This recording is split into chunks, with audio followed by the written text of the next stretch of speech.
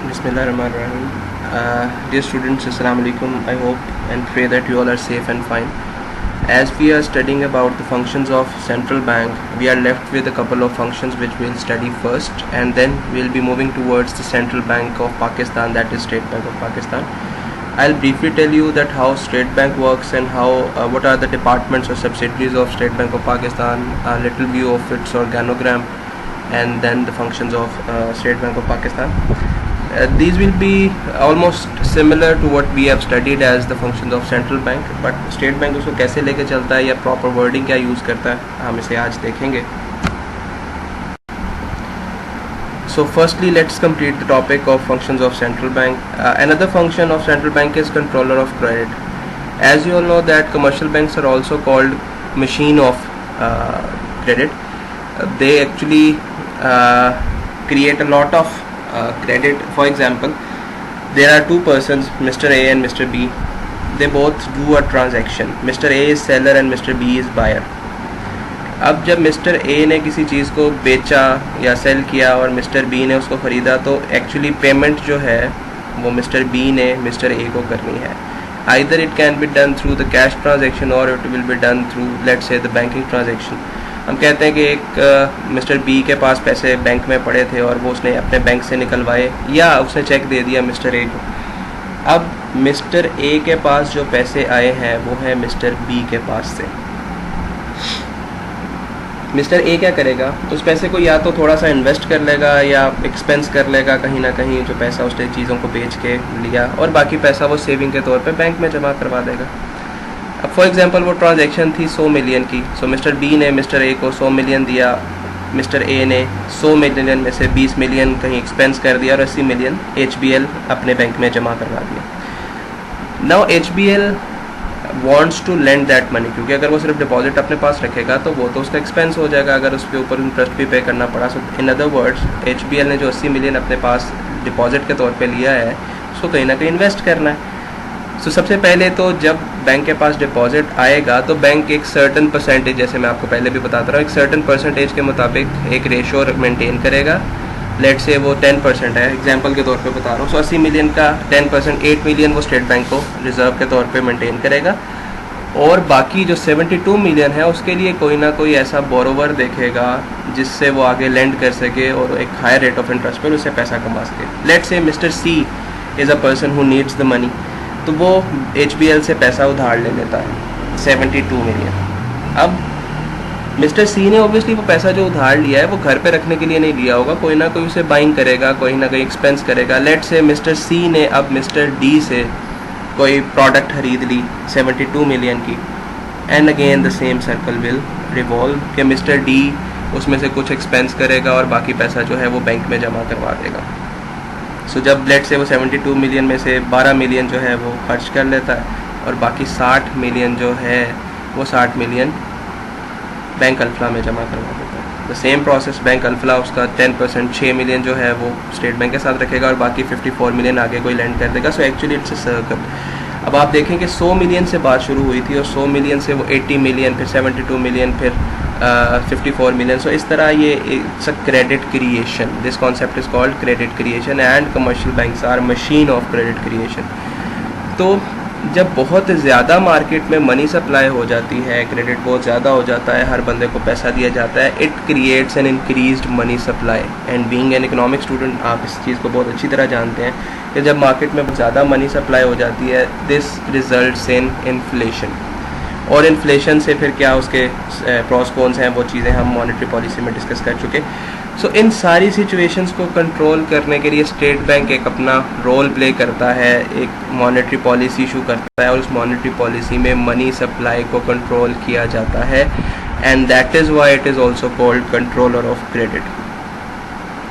So the expansion or contraction of currency and credit may be said to be the most important causes of business fluctuations.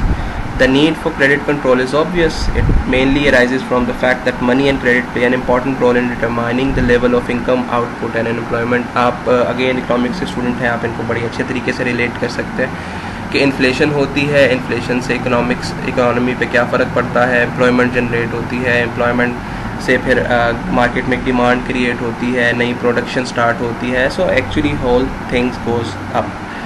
But अगर hyper inflation हो जाती है, extra ordinary inflation हो जाती है, ऐसी सूरत में इन्फ्लेशन फिर ऑब्वियसली वो फेवरेबल नहीं रहती, बल्कि लोगों की बाइंग पावर से ही चीज़ें निकल जाती हैं। Despite an increase in price of product, जो सप्लाई है वो इंक्रीज़ नहीं होती है, जो प्रोडक्शन है वो इंक्रीज़ नहीं होती, and it gives the negative thing to the economy. So ये सारी चीज़ों को कंट्रोल करने की कोशिश करता है central bank through monetary policy, and it is also called a function controller of credit which is done by the central bank. At the last, protection of depositors and trust, the central bank has to supervise the functioning of commercial banks so as to protect the interest of the depositor and ensure development of banking on sound lines. अब obviously पैसा जो जो कोई भी commercial bank land करता है, आगे उधार देता है बोरोवर से लेके, तो वो बैंक का अपना पैसा नहीं है, वो जनरल पब्लिक का पैसा है जो डिपॉजिट के तौर पे आया था, और कभी ना कभी जब डिपॉजिट वापस मांगा जाएगा the commercial bank has the obligation to repay that amount.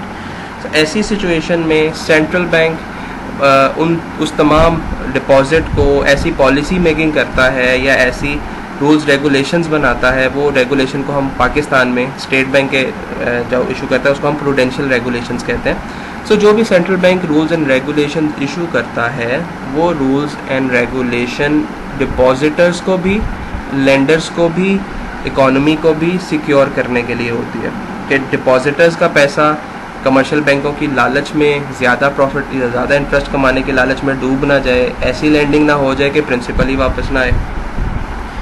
सो यहाँ पे डिपॉजिटर को प्रोटेक्ट किया जा रहा है लैंडिंग के पर्सपेक्टिव से, कि उनके सिर्फ वो अपनी किसी लालच में, जो कोई एक बोरोवर है वो सिर्फ किसी एक स्पेसिफिक पर्पज़ के लिए इतनी ज़्यादा बोरोइंग ना कर ले कि बाद में वो रीपे ना कर सके, और रीपे ना करने का मतलब है कि वो खुद भी डिफ़ॉल्ट करेगा, बैंक को भी लॉस करेगा, इवेंचुअली इकोनॉमी को भी लॉस होगा और डिपॉजिट होल्डर्स को भी लॉस हो सकता है। सो इन सारी सिचुएशन से, बैंक फेलियर से, रन ऑन बैंक से निकलने के लिए सेंट्रल बैंक मुख्तलिफ पॉलिसी मेकिंग करता रहता है।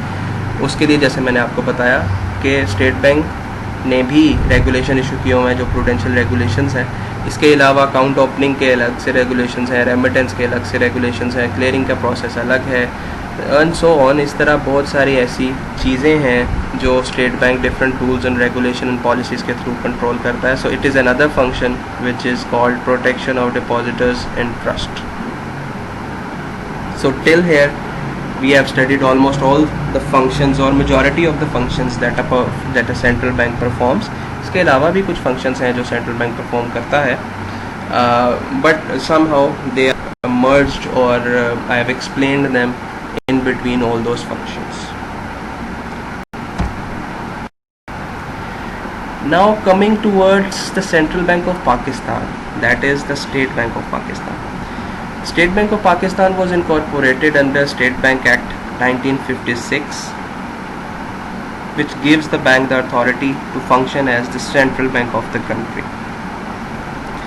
So central bank का जो काम है, जो उसको मैंडेट दिया गया है, जो रिस्पॉन्सिबिलिटी दी गई है, वो है कि पाकिस्तान के अंदर क्रेडिट सिस्टम को, मॉनेटरी सिस्टम को, इकोनॉमिक ग्रोथ को और जनरली नेशनल इंटरेस्ट को प्रमोट करे। जैसे हमने डिकॉक की एक प्रोफेसर डिकॉक की डेफिनेशन में भी पढ़ा था कि सेंट्रल बैंक जो है उसका प्राइमरी कंसर्न नेशनल इंटरेस्ट होना चाहिए, प्रॉफिट अर्निंग नहीं होना चाहिए। So similarly state bank of Pakistan का काम भी रेगुलेट करना है मॉनेटरी सिस्टम को, क्रेडिट सिस्टम को, ग्रोथ को बेहतर करना, नेशनल इंटरेस्ट में काम करना, मॉनेटरी पॉलिसी या मॉनेटरी स्टेबिलिटी लेके आना, कैसे हमारे कंट्री के, मुल्क के लिमिटेड रिसोर्सेज को इफेक्टिवली यूटिलाइज़ किया जा सकता है, उसके लिए पॉलिसी मेकिंग करना, गवर्नमेंट को एडवाइस करना, एजेंट के तौर पे काम करना। सो ये सारा जो फंक्शंस मैंने आपको बताया, जो काम बताया, जो रोल्स बताए, ये स्टेट बैंक ऑफ पाकिस्तान के मैंडेट में लिखे गए हैं।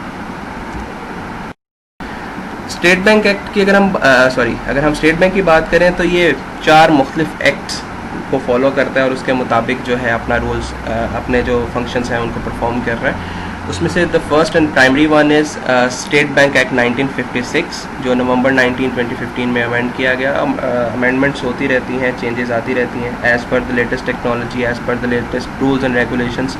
वो चीज़ें जो हैं एक्ट में चीज़ों को बेहतर किया जाता रहता है। सो ये एक्ट अमेंड हुआ था 2015 में। Then it acts and it has Another act that pertains to SBP is Banking Company Ordinance 1962, then Foreign Exchange Regulations Act 1947 and payment system and electronic fund transfer act 2007। हम इनकी details में नहीं जा रहे, just ये 4 ऐसे acts हैं जो जिनके तहत स्टेट बैंक अपने फंक्शंस और अपना रोल्स और अपने ऑब्जेक्टिव्स को परफॉर्म करता है। सो आप इनको एक दफ़ा याद ज़रूर कर लें। अलबत्ता इनका डिटेल्स इनमें क्या कुछ लिखा हुआ है, we are not going through those details because that वो बहुत सी लीगल टर्म्स और वो एक्चुअली लॉ से रिलेटेड चीज़ें हैं जो हमारे कोर्स का पार्ट नहीं है। देन स्टेट बैंक की 3 सब्सिडरीज़ हैं, यानी कि 3 ऐसे इदारे फर्दर हैं जो स्टेट बैंक के अंदर काम करते हैं। इसमें से पहला है SBP बैंकिंग सर्विस कॉरपोरेशन, जिसको SBP BSE कहा जाता है। जब आप देखेंगे कभी जॉब्स भी आती हैं तो उसके, अगर आपने कभी न्यूज़पेपर में ऐड देखा हो तो उसमें भी क्लियरली लिखा होता है कि ये स्टेट बैंक की डायरेक्ट जॉब्स हैं या फिर उसकी किसी सब्सिडरी की है, BSE की हैं, बैंकिंग सर्विस कॉरपोरेशन की हैं या निबाफ की हैं, इस तरह। सो स्टेट बैंक अपनी 3 सब्सिडरीज़ के साथ, जिन तीनों के अलग अलग ऑपरेशंस, रूल्स, रेगुलेशंस और रोल्स हैं, सो उनके साथ काम कर रहा है। The first one is SBP banking service corporation, then national institute of banking and finance NIBAF, and then deposit protection corporation DPC जिसको कहते हैं। ये अब इंडिविजुअली क्या काम करते हैं हम इसको भी पढ़ते हैं। So the first one is BSC यानी कि banking service corporation. It was established under SBP BSE ordinance 2001। जो प्राइमरी काम है, जो प्राइमरी फंक्शंस हैं इसके, that is handling of currency and credit management, facilitating the interbank settlement system, cell purchase of saving instruments of the government on behalf of central directorate of national saving.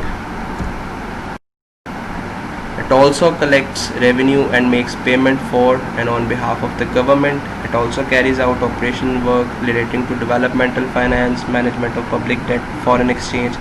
Total 16 offices हैं पाकिस्तान में, जिसका head office Karachi के अंदर मौजूद है। सो अगर इन सारी detail को मैं आपको समराइज़ करूं तो सेंट्रल बैंक जो BSE है ये ऑपरेशनल एक्टिविटीज़ के अंदर ज़्यादा इन्वॉल्व है। एक पार्ट होता है पॉलिसी मेकिंग का जो सेंट्रल बैंक के पास खुद मौजूद है, और एक है उन पॉलिसीज़ की इम्प्लीमेंटेशन का। सो वो तमाम पॉलिसीज़ जो गवर्नर, बोर्ड ऑफ गवर्नर्स या जो डायरेक्टर्स या जो अथॉरिटी बनाती है, उनको इम्प्लीमेंट करना एक्चुअली BSE का काम होता है।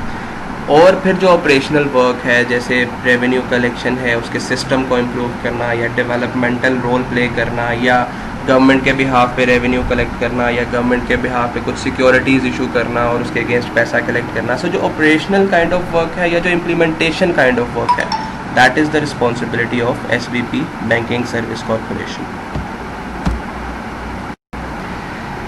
The second subsidiary is called NIBAF. ये बेसिकली एक ट्रेनिंग इंस्टीट्यूट है जो ना सिर्फ स्टेट बैंक के अपने एम्प्लॉयज़ को ट्रेनिंग प्रोवाइड करता है, बल्कि बहुत से इंटरनेशनल प्लेटफॉर्म पे या फिर मुख्तलिफ डिप्लोमाज या मुख्तलिफ बैंकिंग रिलेटेड जो ट्रेनिंग्स हैं ये वो भी प्रोवाइड करता है। So NIBAF is the training arm of SBP providing executive development trainings to new inductees, again ये new inductees of the state bank itself. Then the subsidiary also conducts international courses on central and commercial banking in collaboration with federal government. So हम कह सकते हैं कि निबाफ इनका एक training and development wing है जिसमें इनके एम्प्लॉयज़ को ट्रेनिंग दी जाती है, प्लस प्रैक्टिकल नॉलेज दी जाती है कैसे स्टेट बैंक के अंदर काम करना है, और उसके अलावा बहुत से इंटरनेशनल ऑर्गेनाइजेशंस के साथ मिल के, जॉइंट वेंचर के साथ या एक कोलैबोरेशन के साथ भी ये ट्रेनिंग प्रोवाइड करती है। So furthermore, NIBAF offers training to SBP, BSE and other financial institutions, जैसे मैंने आपको बताया. It is located in Islamabad with an office in Karachi. And the last subsidiary is Deposit Protection Corporation, DPC. ये जो है ये एक new update है या जो एक न्यू आप कह सकते हैं इंक्लूजन है सब्सिडरी के तौर पे स्टेट बैंक की ऑर्गेनाइजेशन के स्ट्रक्चर में. ये DPC एक्ट 2016 के मुताबिक बनाई जाती है और इसकी जो प्राइमरी रिस्पॉन्सिबिलिटी है that is to provide protection of deposits of members financial institution operating in Pakistan.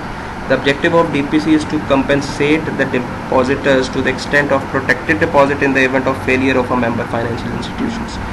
So it's simple कि जो भी मेंबर फाइनेंशियल, जैसे मैंने आपको बताया कि हर कमर्शियल बैंक का, स्टेट बैंक पाकिस्तान की बात कर रहा हूँ, हर कमर्शियल बैंक का स्टेट बैंक ऑफ पाकिस्तान के साथ अकाउंट ओपन होना ज़रूरी है।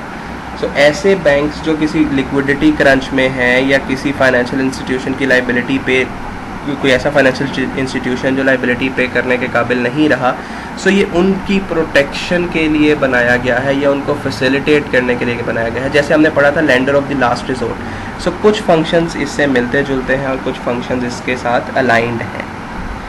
So for the purpose of protecting depositors of Islamic banks and branches, a separate Sharia compliance mechanism of deposit protection shall be put in place. So it is under process. जैसे आप जानते हैं conventional banking different तरीके से चलती है और conventional banking, Islamic banking different तरीके से चलती है। तो इस्लामिक बैंकिंग के लिए शरिया कंप्लाइंट प्रोडक्ट होना ज़रूरी है। सो फॉर इस्लामिक बैंक्स जो हैं उनके लिए एक सेपरेट मैकेनिज़्म प्रिपेयर किया जा रहा है उनकी प्रोटेक्शन के लिए। It's not under working but it will be in the future. So this was the third and last subsidiary of State Bank of Pakistan. Alright, so far we have studied about the basics of, or the basic you can say subsidiaries and departments, or the basic act that governs the State Bank of Pakistan. In the coming lecture we will be discussing about the functions of State Bank of Pakistan, the Central Bank of Pakistan. Till then I hope that you would have understood all those things which I have told you. उसके लिए कुछ relevant material भी last slide में आपके साथ share कर दिया गया है, आप उनको भी सुने, उसको पढ़ें, और फिर जो चीज़ें हैं again I'll request you to ask them in the Zoom session. Till then stay safe, जज़ाकल्लाह।